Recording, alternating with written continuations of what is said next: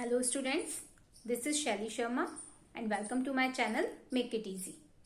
आज हम स्टार्ट कर रहे हैं क्लास 10th का चैप्टर 6 का टॉपिक पोषण के प्रकार यानी मोड्स ऑफ न्यूट्रिशन, जिसपे कि हमने पिछला वीडियो खत्म किया था, जहां पे कि हमने फ्लो चार्ट के थ्रू हमने पोषण के प्रकार देखे थे कि दो प्रकार का मुख्य रूप से पोषण होता है, स्वपोषी पोषण और परपोषी पोषण, autotrophic nutrition and heterotrophic nutrition. अब आज हम यहाँ डिटेल में इनको देखेंगे। तो सबसे पहला जो पोषण का प्रकार है वह है स्वपोषी पोषण यानी कि ऑटोट्रॉफिक न्यूट्रिशन। तो स्वपोषी पोषण का मतलब हम जानते ही हैं कि जो अपना पोषण खुद ही प्राप्त कर ले, अपने आप मतलब अपना खाना बना ले। तो लेकिन अगर सिस्टमैटिक ढंग से इसकी अगर हम परिभाषा देखें तो यह वह पोषण होता है जिसमें हरे पौधे, सिर्फ हरे पौधों में ही पाया जाता है ये, है ना, और किसी में नहीं पाया जाता। कुछ जीवाणु ब्लू ग्रीन एल्गी हैं जो अभी हम एग्जाम्पल में देखेंगे, बाकी मनुष्यों में ये पोषण नहीं पाया जाता। ठीक है, तो यह वह पोषण होता है जिसमें हरे पौधे CO2, H2O, CO2 means carbon dioxide, H2O जल, पता ही होगा सबको, पानी, क्लोरोफिल तथा सूर्य के प्रकाश की उपस्थिति में अकार्बनिक पदार्थों से कार्बनिक पदार्थों का निर्माण करते हैं। तो इस तरीके का पोषण जो होता है वो स्वपोषी पोषण कहलाता है। किनमें पाया जाता है उदाहरण?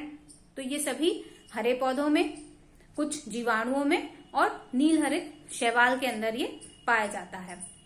ठीक है, अब ये जीवाणु क्या होता है, नील हरित शैवाल क्या होता है, इसके लिए मैं अलग से कोई वीडियो बना दूंगी जिसमें आपको पता चल जाएगा। वैसे ये सब आप 9th क्लास में पढ़ चुके होंगे कि जीवाणु क्या होते हैं, शैवाल क्या होते हैं, ये सब 9th में चलता है।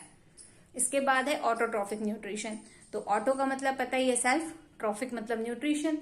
तो in this type of nutrition green plants, है ना, और एन ऑर्गेनिज्म, कोई मतलब बैक्टीरिया वगैरह भी अपन इसमें इंक्लूड करते हैं, make it's food from simple inorganic materials such as CO2, H2O, chlorophyll and sunlight in the form of organic material।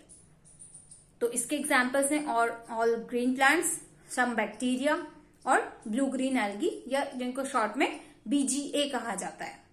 Okay, तो ये एक सिंपल सी डेफिनेशन है।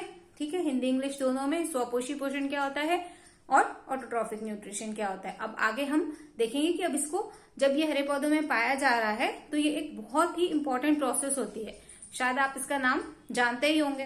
तो आगे हम उस प्रोसेस के बारे में अभी जानेंगे। अब अगर स्वपोषी पोषण की बात करें फिर से, तो हम देखेंगे कि स्वपोषी पोषण किसमें पाया जाता है, हरे पौधों में।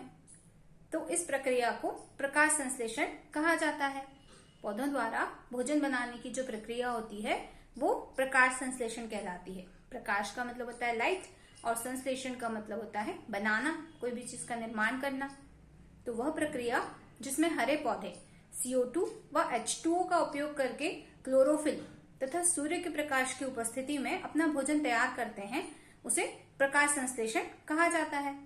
इसी तरह इंग्लिश में this process is known as photosynthesis.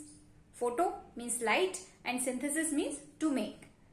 Means the process by which green plants make their own food from CO2 and H2O by using chlorophyll in the presence of sunlight is known as photosynthesis। अब आगे हम इसका equation मतलब इसकी समीकरण जानेंगे कि जो कि एग्जाम के पॉइंट ऑफ व्यू से बहुत इंपॉर्टेंट होती है। एग्जाम में मोस्टली क्वेश्चन आता है what is photosynthesis and write its equation. Means प्रकाश संश्लेषण क्या है, परिभाषा लिखिए और उसका समीकरण लिखिए। तो एग्जाम के पॉइंट ऑफ व्यू से प्रकाश संश्लेषण जो प्रक्रिया है बहुत ज्यादा इंपॉर्टेंट है। और वैसे भी धरती पे जो जीवन चल रहा है, हमारी अर्थ पे जो जीवन चल रहा है, उसको चलाने के लिए दो प्रक्रियाएं बहुत ही ज्यादा महत्वपूर्ण है। एक है प्रकाश संश्लेषण जो कि हमने अभी देखी, और एक है श्वसन जो कि हम अगले जो रेस्पिरेशन वाला जो पार्ट होगा, जो जैव प्रक्रम, अगला जो जैव प्रक्रम होगा श्वसन, उसमें हम देखेंगे कि ये दोनों जो प्रोसेस हैं वो मिलके कैसे अर्थ पे बैलेंस को बनाए हुए हैं। तो स्टूडेंट्स आइए अब हम जानते हैं प्रकाश संश्लेषण का रासायनिक समीकरण क्या है। तो जैसा कि हमने पहले प्रोसेस में लिखा था कि कार्बन डाइऑक्साइड और H2O की मदद से क्लोरोफिल और सूर्य के प्रकाश की उपस्थिति में पौधे अपने कार्बनिक पदार्थ या अपने भोजन का निर्माण करते हैं। तो इसके लिए हमको 6 जो हैं वो कार्बन डाइऑक्साइड के मॉलिक्यूल्स चाहिए होते हैं, अणु चाहिए होते हैं। तो 6CO2 plus 6H2O equals to chlorophyll, और सनलाइट मतलब ये एरो के ऊपर है, मतलब इनकी उपस्थिति में ये काम होता है, ये प्रोसेस होती है। और C6H12O6 जो होता है वो ग्लूकोज, जनरली इसको ग्लूकोज या एक सिंपल कार्बोहाइड्रेट बोला जाता है। और 6CO2 मतलब ऑक्सीजन जो है वो वातावरण में मुक्त हो जाती है इस प्रक्रिया के द्वारा। इसी कारण ये प्रक्रिया बहुत ज्यादा इंपॉर्टेंट होती है, क्योंकि इसमें ऑक्सीजन निकलती है जो कि हमारी प्राणवायु है या हमें सांस लेने के लिए बहुत ज्यादा जरूरी होती है। तो वो जो होती है वो हमें प्रकाश संश्लेषण से प्राप्त होती है।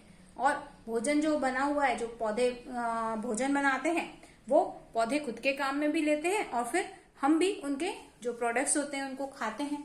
तो वो सब चीजें हम अपने काम में लेते हैं। फिर केमिकल इक्वेशन फॉर फोटोसिंथेसिस वही same 6CO2 plus 6H2O chlorophyll और सनलाइट की प्रेजेंस में C6H12O6 ग्लूकोज या कार्बोहाइड्रेट बनता है, और 6O2 जो है वो ऑक्सीजन जो है वो एनवायरमेंट में मतलब एटमॉस्फेयर में रिलीज हो जाती है। तो इस तरीके से हमने प्रकाश संश्लेषण, तो हमने आज के जो वीडियो है उसमें देखा कि कैसे स्वपोषी पोषण को क्या कहा जाता है ना। स्वपोषी पोषण द्वारा जो पोषण होता है उसको प्रकाश संश्लेषण कहते हैं।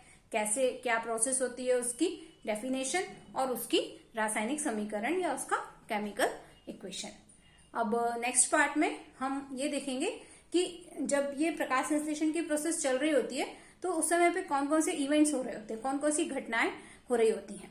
CO2 कहाँ से प्राप्त होती है, H2O कहाँ से प्राप्त होती है ना। अगर आपको आइडिया है तो आप वीडियो में कमेंट बॉक्स में लिखकर मुझे इसका आंसर भेजिए। ओके। अगर आपको आज का ये वीडियो पसंद आया तो वीडियो को लाइक और शेयर करें, और चैनल को सब्सक्राइब करना बिल्कुल भी ना भूलें। Okay, bye bye, take care.